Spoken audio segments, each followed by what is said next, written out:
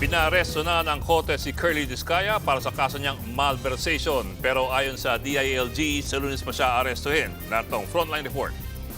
Naglabas na ang Malolos Regional Trial Court Branch 20 ng warrant of arrest laban sa contractor na si Curly Discaya para yan sa kasong malversation of public funds na isinampa ng Ombudsman.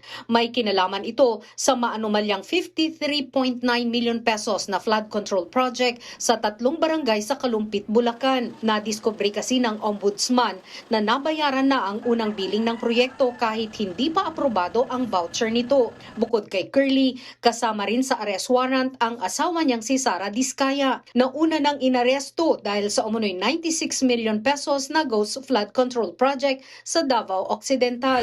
Damay din sa arrest warrant ng Malolos RTC sina dating DPWH engineers Bryce Hernandez, JP Mendoza at 7 iba pa. Walang piyansa ang kasong malversation. Bukod dyan, kinasuhan din ng Graph ang mag-asawang Discaya. Nakaditine ngayon sa Senado si Curly matapos siyang isight ng contempt sa Blue Ribbon hearing noong nakaraang taon. Pero ayon kay Interior Secretary John Vic Remulla, sa Lunes na raw aarestuhin si Curly Discaya.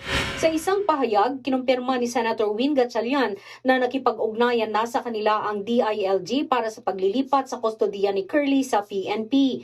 Wala pang komento ang kampo ni Discaya sa inilabas na arrest warrant laban sa kanya. Nagbabalita mula sa Frontline, Margie Bentulan, News 5. Mga kapatid, Ed Lingaw po, maging maalam at may pakialam sa mga napapanahong balita sa ating bansa.